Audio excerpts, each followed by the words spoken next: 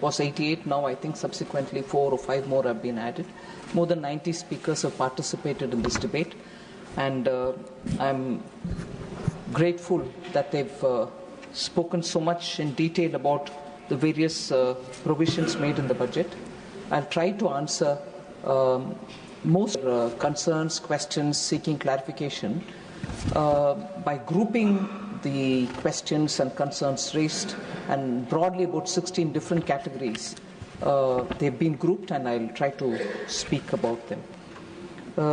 At the beginning, sir, at the very beginning, I would want to underline the fact that this budget has been made during a very difficult time. The challenges, particularly the external challenges, are very, very severe, most of which are beyond even any projections or predictions. There are no models that you can build and understand how the trends will be, because they are very dynamic, they're changing by the day. So it's very difficult to reasonably plan up for a budget.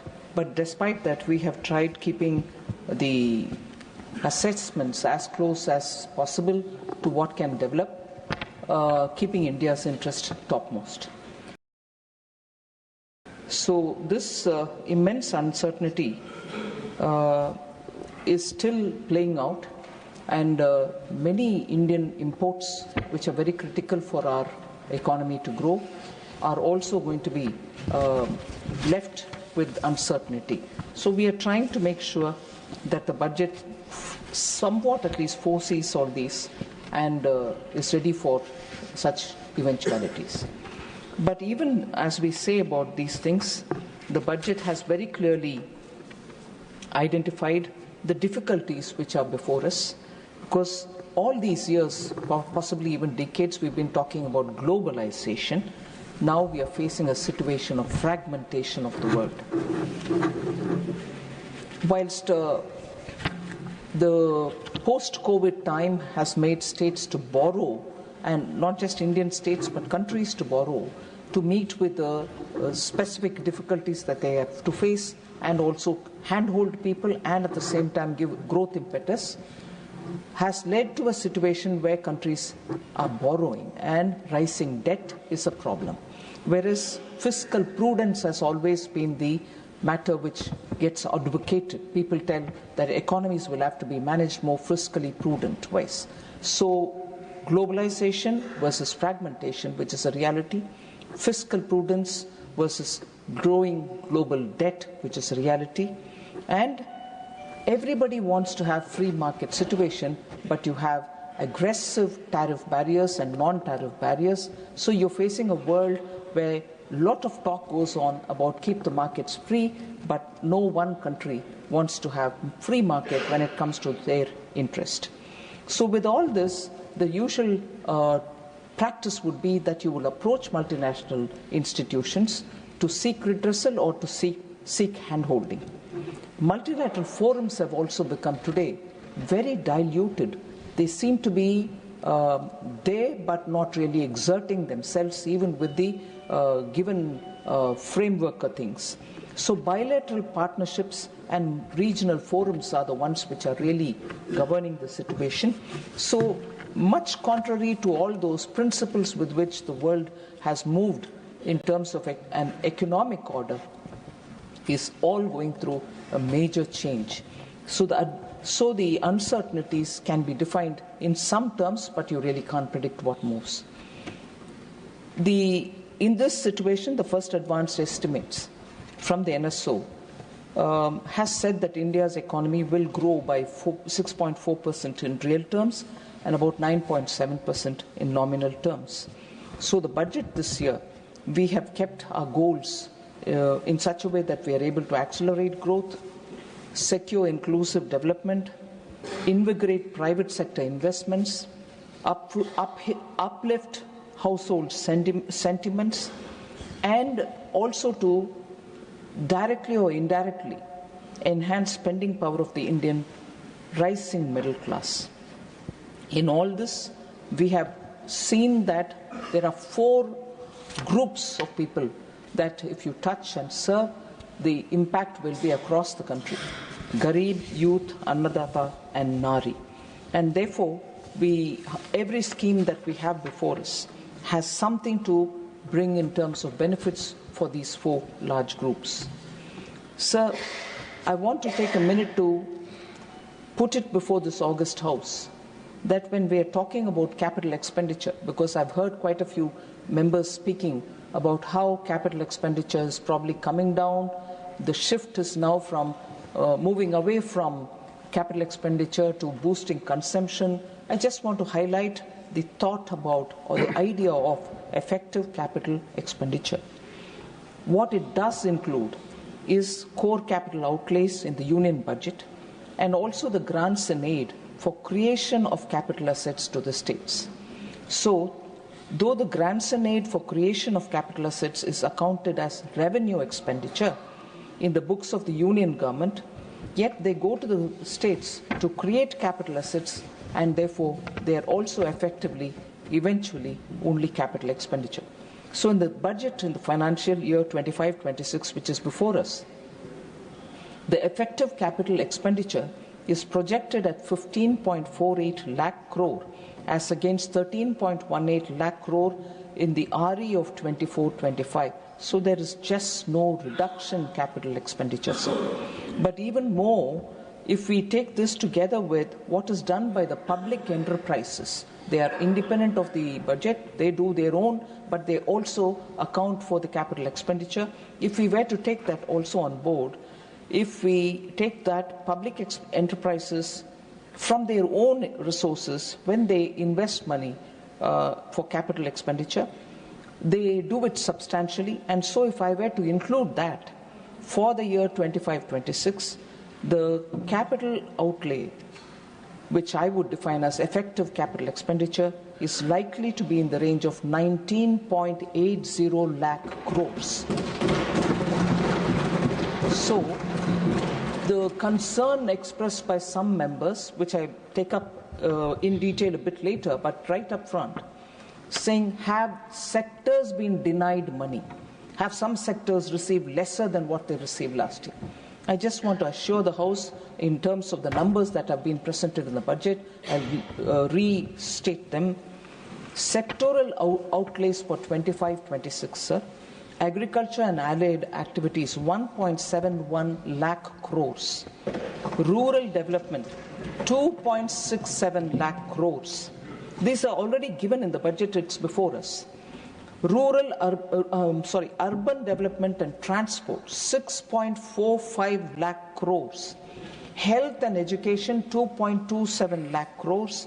And defense spending, excluding defense pension, is 4.92 lakh crores. So we have not cut down on any sectoral allocations.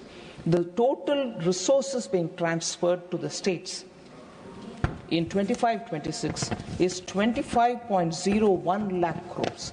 Resources being transferred to the states, which shows an increase of 4.92 lakh crores over the actuals of 23-24. So the portion which has to go to the states are also not cut down. On the contrary, substantial increase has been made in them. So if I spoken specifically about capital expenditure and also sectoral allocations, I want to, because this is the upper house, very experienced members coming from various walks of life are here and who have been in governance are here. I want to highlight a feature of budget making in the last 4 years, 5 years, which speak for themselves. Just 2 examples for each of the years, sir, which is very important considering that members would be eager to know as to how public finance is being managed. Sir, I begin with a contrast, not so much for talking about whose period it was, is it my period, your period, but when crisis hit countries and when crisis will have to be managed. And when managing crisis, you will have to adopt some methods and post that the revival. In that sense, I would like to just compare between the global financial crisis as opposed to the crisis of COVID-19, when India's government's attempt resulted that India became fragile 5, whereas after COVID, the attempt that has been made with targeted support to people who needed help has lifted India from the position where it was in fragile fry, post-COVID, from where it was to where we are today on the top 5 economies. So the measures that have been taken are not attributable to one budget itself. It has been sustained over several budgets since 2020. I want to highlight some features for it from each of them. For instance, 2020-21 budget reveals recurrent themes. From then, it reveals recurring themes of transparency to foster credibility of budget making, reforms to catalyze growth, targeted social security, and use of technology for obtaining value for public money. Today, I think it's a very appreciable point. Today, all over the country, concern about how effectively is the taxpayers' rupee being spent is widely heard. You hear from different sections of the society saying taxpayers' money, you're not, which is a right concern citizens should have. I just want to highlight that in 2020-2021 budget, sir, we brought in the element of transparency and strengthening cooperative federalism. How did we do it? We took a big step of bringing on board FCI's, the Food Corporation of India's, off-budget borrowing of about 1.2 lakh crores onto the budget. We said, yes, it might hit us from the point of view of fiscal deficit, but we will have to do it, bring in credibility to the budget making and transparency. We also strengthened the partnership with the states. It is that year that, not because Finance Commission has recommended it, not at all, we brought in a 50-year interest-free capital assistance to the states, which was not on the basis of a recommendation which the Finance Commission gave. But we started the process then, and when we started it, we just extended 12,000 crores to the states, saying 50 years, you take it, no interest to pay, you can go ahead with what you want to do in terms of capital expenditure. All states, no state left out in that. And that 12,000 crores of 2020-21 today for this year has reached 1,50,000 crores. 50-year interest-free. This year's budget for this year gives 1,50,000 crores for states. No, they can choose the projects they want to do and complete it, asset building. So that has been started from 2020-21, and every year some amount. It's been growing and it has reached this level today. 21-22, sir, again fiscal transparency and technology adoption was taken up for the budget making. We regularized long pending outstanding dues, and this is very interesting, sir, and I'm sure the House will appreciate this point, that we regularized long pending outstanding dues amounting to over 81,000 crores payable to the states under devolution of central taxes for the period. So I was astonished when I started working on it, but I'm glad to say we resolved it.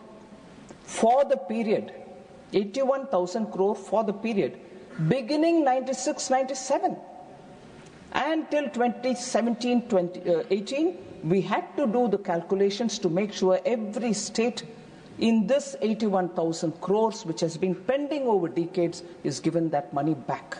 We did that in 21-22. Because Honorable Prime Minister has been a Chief Minister of a state, he knows the difficulty of states, and he said, please sit and clear this up. I don't want this waiting. From 97, it has been waiting, clear it. We cleared 81,000 crores in the year 21-22. I'm very happy that we sorted that out with the consultations held with states as well. So similarly that year, sir, I told you the previous year, we took on board the Food Corporation of India's amounts which were outside of the budget.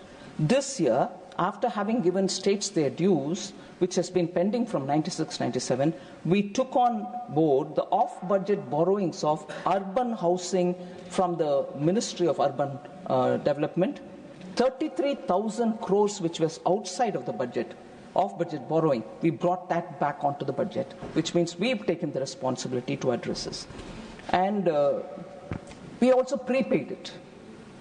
I would like to highlight the fact that clearing debt prior to its due time has also been methodically taken up in each one of our budget exercise. That was done in 21-22. And the third step, using technology so that states and center will be clear as to where the money lies, and using technology they can see the flow of money and see where the treasury is receiving the money for which project, and therefore go ahead with state's contribution and build that. So the single nodal agency, which is for timely release of money and technology driven, so everybody knows where the money lies, was brought in 21-22, which has actually reformed.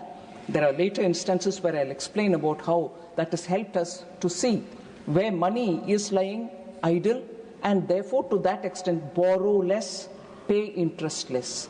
So that has helped in fiscal management, sir. In 22-23, sir, debt consolidation was given a big priority. Strengthening states' liquidity position has been a big priority. I'll just give an example. Railway Minister is just sitting next to me. We've commenced complete financing of the capital outlays of railways and highways from the union budget. So this has lowered the cost of borrowing for railways itself for their projects, and as a result, today we are able to speedily fund their capital investments. We also advanced, and this will be very much in favor for the states, we advanced the devolution date. Every month tax is devolved to the states. For years it's been done on the 20th of the month. We said, why should it go till the middle of the month? Why can't it be paid earlier? So we moved the date from 20th of the month to 10th of the month itself, so that states can get it earlier. That was done so that the cash position in the states can be improved. Sir, we also did one more for the budget. Every year you have your budget estimates given during the budget presentation, and in the middle of the year suddenly one program loses enough money. They say we need more, so will you raise it in the supplementary demands programs? Very well. There was a practice all the while to have 3 times supplementary demands. So it had 2 implications. One, your estimates were going for a toss, or your estimate itself was not based on the data which you get from the ground, and therefore we wanted to streamline that. And from that year, 22-23, we have brought in a fairly clear system of there will be supplementary demand, but only twice in a year, so that you are able to bring in a BE which is far more realistic rather than go along the year and keep adding for supplementary demands. So we have brought in that kind of a discipline for ourselves much more than for anybody, and that is paying adequate rewards. Last, sir, last but one, 23-24, sir, we made sure the taxpayers get a relief. So the new tax regime was brought in, and we made it as the default regime, so that unless a person wants exemption, he will be part of the new tax regime. But if he states that he wants to be in the old, he can still be in the old if he thinks he's better off in that. So we brought that in, and we also raised the tax limit, meaning up to certain income that you don't pay tax at all, to 7 lakhs in that year. And using marginal benefit, meaning marginal relief being given to the taxpayer, up to 7.27 lakh, an individual doesn't need to pay tax, was brought in 23-24, which of course this year we have gone up to the level of 12 lakhs. So 23-24 also saw a special scheme for women, Mahila Samman Bachat Patra. We brought it in 23-24 with very high interest for them, so that they benefit out of that money. We also doubled deposit limits in senior citizen savings schemes and monthly income scheme. So that way we were continuously bringing changes. And if I come to the current budget, sir, you see the trend continuing, new service and new instrument of service. That is in 24-25, I'm sorry, last budget, the July budget. New service and new instrument of service limits, meaning states, ministries will be given higher limits up to which they can spend. This has been recommended by the PAC, and also we consulted the CAG and we brought it so that departments will have greater flexibility in spending more rather than for small amounts coming and seeking appropriation from the supplementary demands. So that has given more facility, more freedom for the departments to spend when they have an issue of a priority spending area. This is the 4th time since independence such a review has been undertaken, and we have brought it in this year, in 24-25 July budget. Similarly, one other major reform that we brought in was short-term T-bill borrowings have been drastically reduced. This has contributed for greater liquidity in the markets, in the financial system, so that private borrowers don't suffer. We don't get in, government doesn't get into the market and crowd them out. That situation shall not occur because we've now chosen to have short-term T-bill borrowings drastically cut down. We also did a buyback of G6 for about 88,000 crores. This one single step, sir, has resulted in interest saving of about 5,000 crores apart from infusing liquidity in the system. So other than what we do through the schemes, other than what we give through devolution, for managing the taxpayers' rupee far more efficiently, these are the steps that we've taken, and repeatedly proving to the taxpayer that paying the tax truly is going for nation building. So we have also, in the July budget, shown very clearly that we will have a debt consolidation pathway, and that pathway will enable our government debt to be brought down closer to 50% of GDP, of the 50% of our GDP, from nearly 58% where it is now, 50% plus minus 1% by 31st March 2031. That has been explained in the documents which have been given to the budget document last July budget. So again, if that is the trend through the budget making and the effective use of taxpayers' money, questions were raised if the fiscal consolidation has been at the cost of spending. I think in the brief opening remarks itself, I explained how there has not been any reduction in the money being given to the social sector. It actually balances available money wherever it is available effectively, and that is not cut down. But if questions are being asked about you're giving lesser now, whereas the project demands more, I broadly highlight the fact that because technology is now available for both the center and the states, you can see where the money is lying unutilized. And if that money is utilized, bills are raised, immediately we shall fund the money to the states. Now, whether it is lying in your treasury, whether it is lying in the SNA account, which is for a particular scheme, money is lying, sir. And big amounts are lying in various big schemes across states. I'm not pointing out for one state or another state or the third state. But if money is lying there, it is a money given, and many times borrowed money. If it is lying there, am I expected to borrow more money and put it in there and keep paying the interest? Or is it better that you use the money and post that I can borrow timely and give it to you? Or if I have the comfort of my revenue, I can even give it. But that which is lying unutilized today is available for the governments, wherever they are, state or the center, to see. माननीय अध्यक्ष महोदय, आपकी अनुमति से मैं आज की संशोधित कार्यसूची में क्रम संख्या 21 पर मेरे नाम के समक्ष सूचीबद्ध कागजातों की एक प्रति हिंदी व अंग्रेजी सभा पटल पर रखता हूं। आइटम नंबर 22 से हर्ष मल्होत्रा। माननीय अध्यक्ष जी, आपकी अनुमति से मैं आज की संशोधित कार्यसूची में क्रमांक 22 पर मेरे नाम के सामने उल्लेखित पत्रों को सदन के पटल पर रखता हूं। धन्यवाद। आइटम नंबर 23 से George Kurien.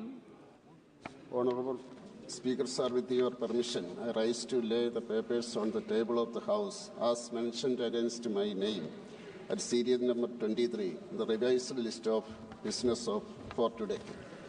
Item number 23.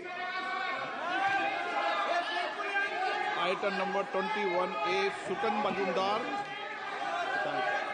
With your kind permission, I rise to lay on the table the papers mentioned against my name at item number 23A of today's revised list of business in Lok Sabha. Item number 24, Jagdiba Pal. आपकी अनुमति से आज की कार्यसूची में क्रम संख्या 24 पर मेरे नाम के सम्मुख यथा सूचीबद्ध वक्त संशोधन विधेयक 2024 संबंधी संयुक्त समिति के प्रतिवेदन के हिंदी तथा अंग्रेजी संस्करण सभा पटल पर रखता हूँ। भारत माता की जय। भारत माता की जय।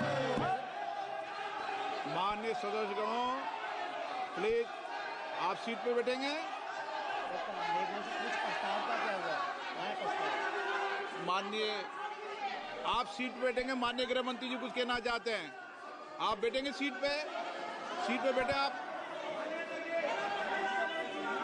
माननीय आपका विषय जो विषय तय हुआ है वो बता रहे हैं गृह मंत्री जी। माननीय अध्यक्ष जी, विपक्ष के कुछ सदस्यों ने आपत्ति जताई है कि इनके जो विमत है, डिस्प्यूट्स है, इनको पूरी तरह से नहीं रखा गया है।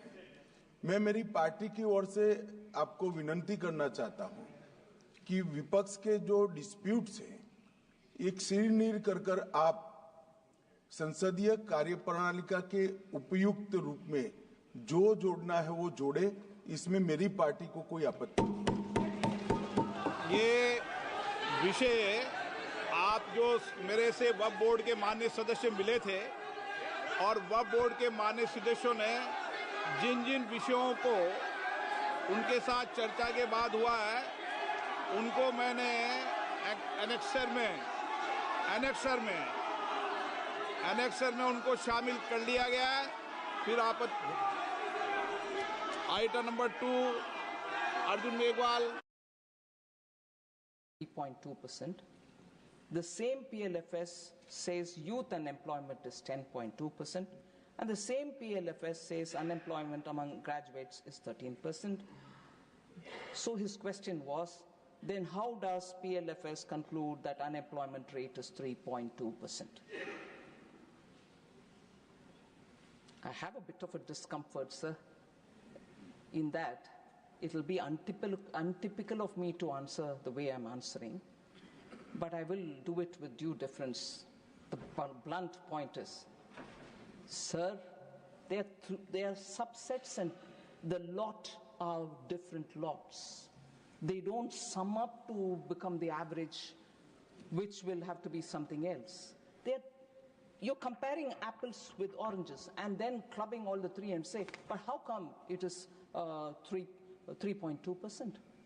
The former finance minister, I'm sure, and I want to say this on record, is aware of it, but he still threw that question at me. With due respects, I want to tell him that 3.2 is the overall unemployment rate for the entire population. Whereas when you're talking of youth, it is a subset within which they are calculating the total. We need to improve in each one of them, there's no doubt. But to think that these did not add up to give a mean average is wrong. They are different sets. So I leave it there. I would think, oh, I'm surprised to hear that from former finance minister. I'm not saying that, but yes, surprises me. Sir, he also raised a question. What is the difference between new employment generation scheme and the PM employment generation scheme, that is PMEGP? Again, they are definitely different. Why are they different, sir? The new employment generation scheme, which was announced in the July budget, had 3 different schemes within it. One which will take care of first-time job seekers, for whom there is a particular scheme, the particular provision which is given, the first-time job seeker will be given this much if his moment taken in, and so on.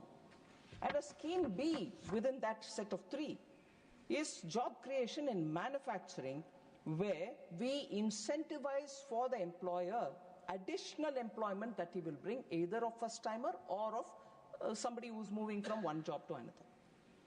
So this is linked to employment, and first-time employees were much more given that kind of an attention.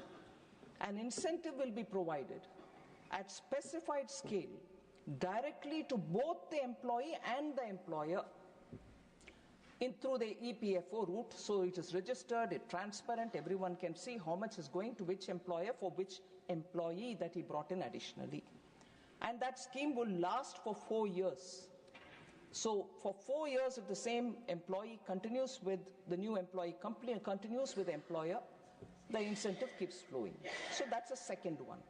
And a third one is to support employers, where all additional employment within a salary limit of 1 lakh per month will be counted, and the government will reimburse employers up to 3,000 rupees per month for 2 years towards their EPFO contribution for each additional employee. So the new employment generation scheme had these three distinct employment creating schemes. Whereas PM Employment Generation Program, PMEGP, is one of the flagship programs of the Ministry of Small and Medium Enterprises, MSME. It assists prospective entrepreneurs in setting up of new micro enterprises, particularly in the non-farm sector, for generating employment by providing margin money and subsidy to the bank loan. So the character, the nature, the purpose, and the method of PMEGP is this, and the PM's new scheme of employments, which are three distinct. So as a basket, the three distinct versus the PM Employment Guarantee Program are totally two different things. So the difference between the two is what came as a question. This is what I would want to give as answer.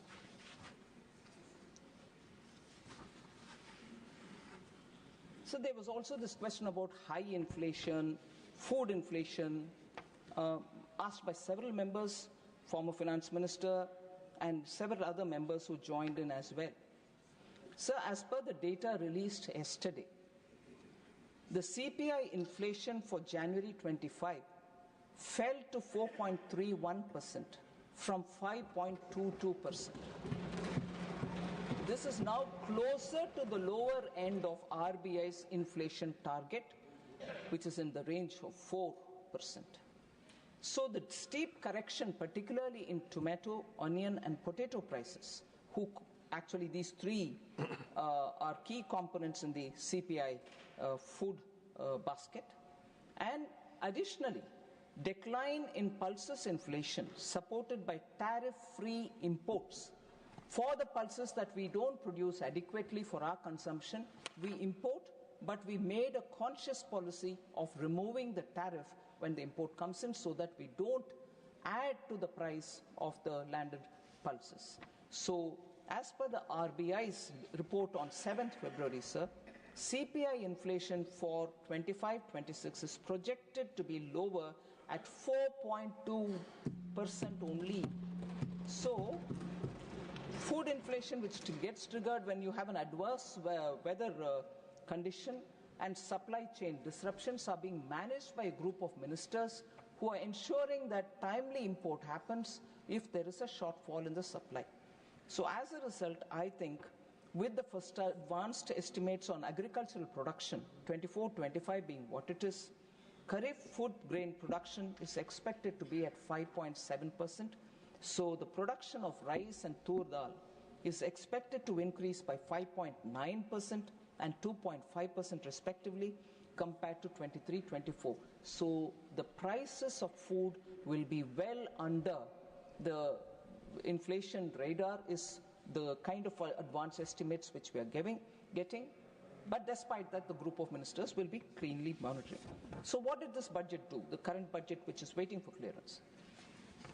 In 100 districts where agricultural productivity is really low, we have come up with a scheme called PM Dhan Dhanya Krishi Yojana, so that agri activities are given impetus, productivity is increased, so that more produce come into the market. Many other things are also added in it. Atmanirbharta for pulses, so that we grow as much and more of pulses, of all variety of pulses that we consume in this country. Then comprehensive program for vegetables and fruits, so that supply remains abundant.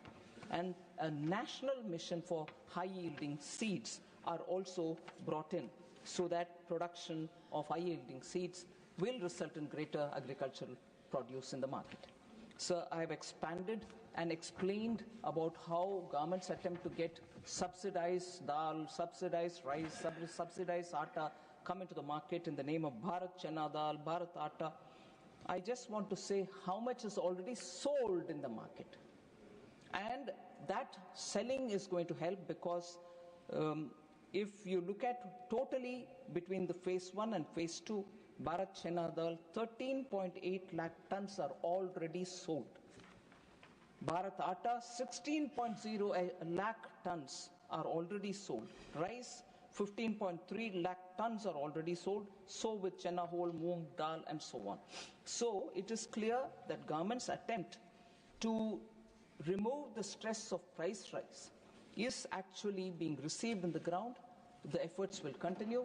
We shall make sure that price should not be a burden on the ordinary citizens. We shall support this subsidized atta, wheat and rice and chana dal and so on. So inflation management, again, I think we have made sure that we are addressing the problem. I'm not getting into a comparison game because by now it is very clear who manages inflation a lot more in time and who doesn't. So the depreciation of the rupee was also something which very many members spoke about. I want to spend a minute on it. Many of the members are still here who have been talking about it. The value of the Indian rupee, sir, is influenced by several factors which I'm sure honorable members know about it. Those factors are the movement of the dollars, the index of the dollar, trends in capital flows, level of interest rates, movement in crude prices, current account deficit, so on, so many of them. Quarter 4 of 2024 certainly witnessed extensive currency-related volatility across major countries, not just India. So Indian rupee, like other Asian currencies, depreciated against the US dollar on account of uncertainty pervading the global macro economy. US dollar index rose to 6.5% during October 21, 2024 to January 27, 2025. Major Asian currencies such as the Korean won, Indonesian rupiah, Malaysian ringgit depreciated by 8.1%, 6.4% and 5.9% respectively. G10 currencies also depreciated during this period by more than 5.5%. For instance, the Japanese yen, British pound and euro depreciated by 7.0%, 6.6% and 5.8% respectively.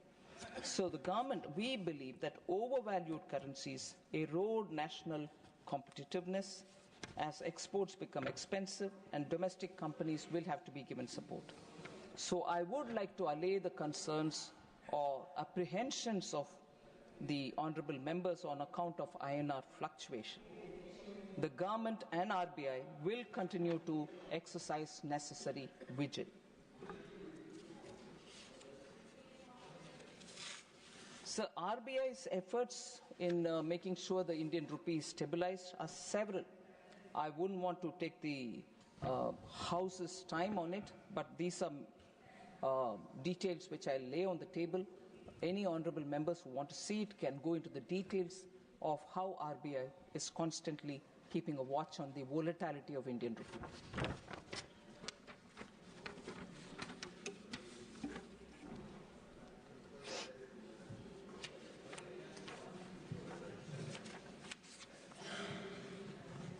So there was an interesting question raised by the former finance minister.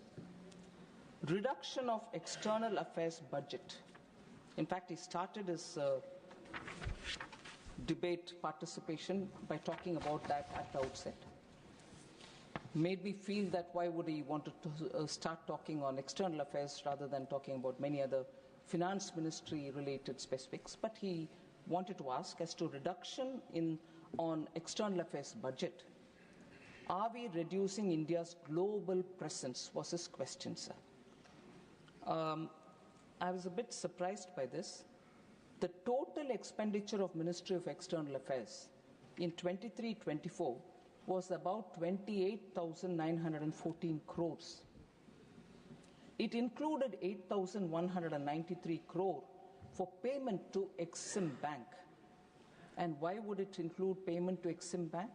Because Exim Bank was almost compelled towards invoking guarantees against doubtful debts. Exim Bank supports a lot of activity overseas, and in the instance of the payments not coming in time, they will have to invoke guarantee. So that guarantee being invoked by Exim Bank will have to be filled up by the government, and therefore 8,193 crore was given in the year 23-24. That thankfully didn't have to be given again. So to that extent, the amount has come down. So that doesn't mean external affairs budget has come down, but that unique situation, not very fortunate, but unique situation which arose, where guarantees being invoked had to be supported because of bad debts outside. It could be a line of credit which given to some country which is in distress, whatever. That doesn't get repeated. So to that extent, this year's allocation to Ministry of External Affairs does not include that amount. So the 24-25 external affairs is about 25 to 77 crores, which also includes 4,383 crore for payment to Exim Bank towards guarantees invoked against doubtful debts. 23-24 had it, 24-25 had it, but 24-25 had half of what was given earlier, 8,100, 4,300. As a result, if the amount provided for payment to Exim Bank towards guarantees invoked against doubtful debt is excluded, if it is excluded, core expenditure of budgetary provision of MEA in 23-24 and RE 24-25 is 20,721 crore and 20,984 crore respectively. So there is no reduction for MEA. And just as a matter of detail, sir, the total amount received from Government of India during 22-23 to 23-24 aggregated, as I said, 8,191 crore. Of the above 8,000 odd crores, an amount aggregating to 7,160 crore, that is 87% of it, pertains to LOCs extended prior to May 2014. They were extended at that time. We are like, sir, you're a Hindi scholar. I don't want to risk my Hindi. Bhugat bogi. What do you say? Booked bogi. We are booked bogi of what happened prior to May 2014.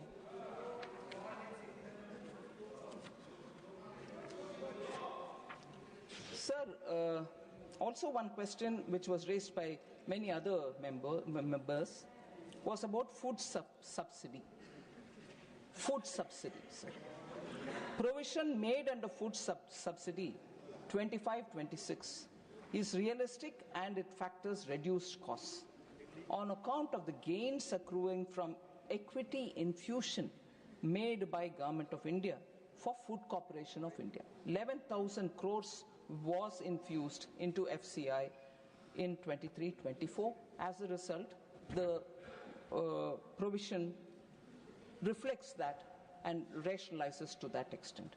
So this has helped actually in that it helps reduce its short-term borrowing, and that has to be kept in mind, sir. So infusion has helped. Fertilizer subsidies, sir, 2024-25, 1.64 lakh crores was given. It has been increased to 1.68 lakh crore for 25-26. So no, we have not reduced. And let us also recall that in the Purvanchal area, sir, 3 urea factories which were lying idle have been revived because of Purvanchal, Purvodaya, which is a big point which Honorable Prime Minister believes in and wants to revive the eastern region. And 3 of them are all in the eastern region. Now to add further, this budget has restored Namrup in Assam so that 12.7 lakh metric tons of urea can be produced, and that can also add to our fertilizer urea availability and a reduction in the imports. So these are steps taken one by one with a conscious attempt to make sure the eastern region can grow and grow well. So I'm not sure if facts of these questions which have been raised by many members have not been answered earlier. Maybe they were answered earlier. But I'd like to just highlight some of the issues where is it a Bihar bonanza budget? Is it a budget only for one state? Does it mean that no other state gets anything? It's repeatedly been asked, and I've been answering this. So I just want to highlight, and also the question that you've not consulted the states before getting this budget. Not true at all, sir. At a revised cost estimate of 2,430.76 crore, and that is for Jharkhand. So this budget is not for Bihar, this budget is not only for BJP states, every state is getting their right due. There is nothing that I'm saying, oh, we are giving. No, states deserve to get it, they will get it, they are getting.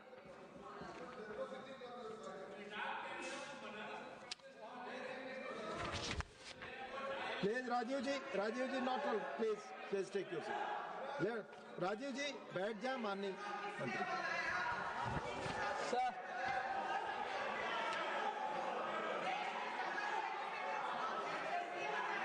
Please माननीय रेणुका जी अपनी seat पर बैठे हैं, आपस में बात नहीं. कोई बात आप सबकी रिकॉर्ड पे नहीं जा रही है. माननीय Renuka ji, please take your seat. Please take your seat.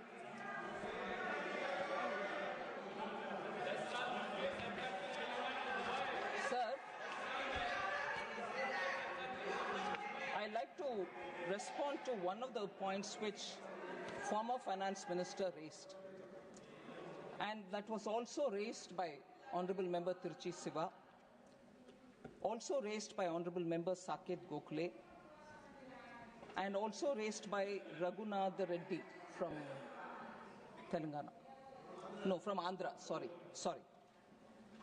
Saying you have given a certain projection for direct tax collection, but having foregone 1 lakh crore in the name of the tax relief that we've given up to 12 lakh rupees salary or income.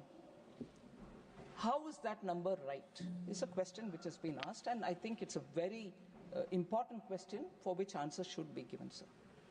It's not a mistake, or we have not just deliberately just put a number. I'll explain how mind has been applied, and the Department of Revenue has really looked into the details and only then come with the number. And if anything, in the last 5 years, our budget estimates have been commented upon by many observers who say yours is a very conservative estimate. Even for them, I had just said then and now, ours is not conservative, it is realistic. We don't overestimate, we are realistic. So even this year, when we have given the number for revenue buoyancy, the number is realistic. And I'll tell you why, sir. Yeah. Please. No, I'll tell you. John Brittashi, no comment, please. No, John Brittashi, no comment, please. We'll answer it. Please take your seat. Nothing is going on record. Nothing is going on. Sir, taxes on income, sir, is a broad category. It includes individuals and tax-paying entities other than companies under the Income Tax Act of 1961. So it also includes securities transaction tax. But in the BE 2526, taxes on income, if you exclude security transaction tax, is estimated to at 13.60 lakh crore. This represents a growth of 13.1% over 24-25 RE, which implies a buoyancy of 1.30. Sir, if you were to look at the buoyancy, this buoyancy is lower than the average buoyancy of 1.74, which is obtained in the last 5 years, which ends in 23-24. If I were to take the 5 years ending 23-24, the buoyancy was 1.74. What we are now saying for this year is 1.30.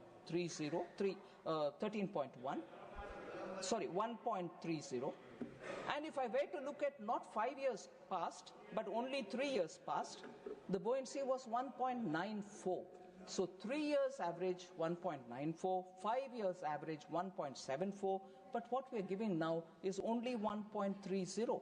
So there is no way in which we have done any calculation error, and therefore, even as I explained this, sir,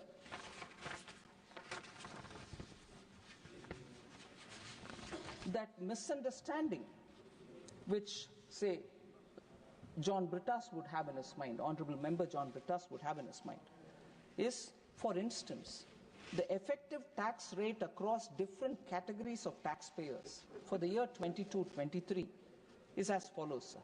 Individuals was 12.2% effective tax rate. Corporation tax on companies, and when I say 22-23, it's 3 years after the 2019 reduction of corporate tax. Corporate tax on companies, the effective tax rate was still 23.2, lesser than 23.2, which is lesser than the individual tax rate. So we can go on saying we've given a bonanza to the companies, look what's happening. The effective tax rate on companies is 23.2.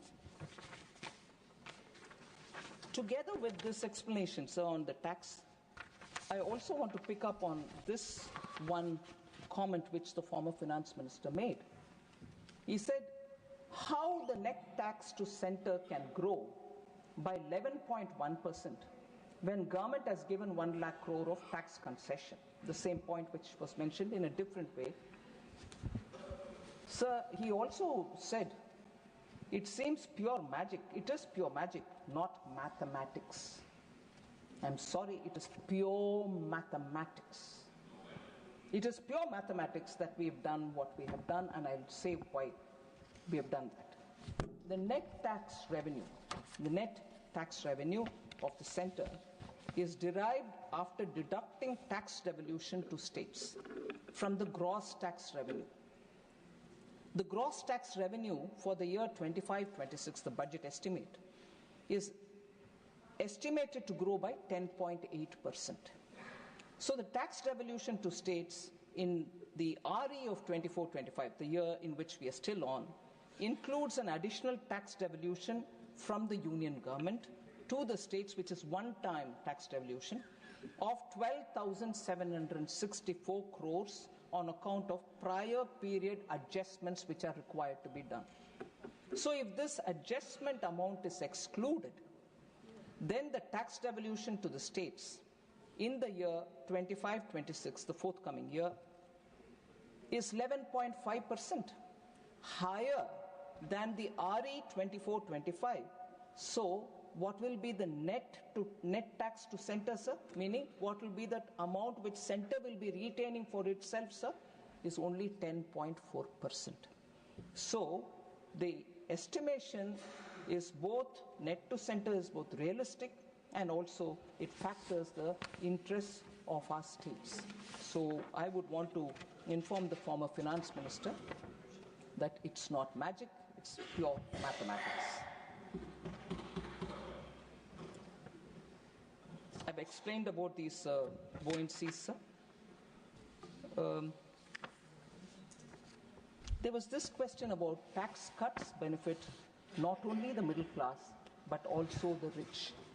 Again, former finance minister said, oh, you have not just done for middle class, it's going to benefit even the rich.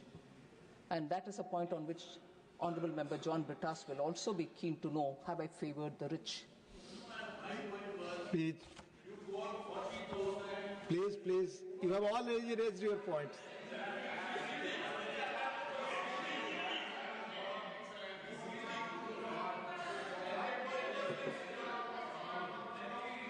Yes, put your question. She projected an amount on corporate tax. She got 40,000 crores less. But whereas she's projecting 14.8% growth in personal income tax, despite giving a giveaway of 1 lakh crore. That was the question which was raised. Even then, now, for 25-26, her growth rate in corporate and GST is hardly 10%. How is it? That was the question. Thank you. I thought I've answered one part of his question, sir, and I'll further answer through this response on the point that former finance minister raised. He said, therefore, your claim that you're only benefiting the middle class is not really completely correct, because it's the measures that you've taken is going to benefit the rich also. I'm sorry, he's wrong. Tax rates for different bands of income has also been reduced, which is a truth. But what does it benefit, and by how much does it benefit the middle class as opposed to by how much does it benefit the higher income groups? I'll just give you a figure, sir. We are all aware that in this budget we've said up to 12 lakh rupees nil tax, which is 100% relief for those earning 12 lakhs or less, sir. 100%. Please, no. Then, I'll give you no the intervention, so please. Middle class, so up to 12 lakh, okay? Which was already mentioned, but I'll tell you later. 24 lakhs.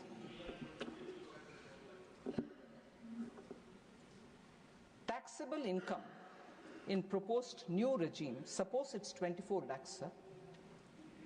Total income tax is in the proposed new income tax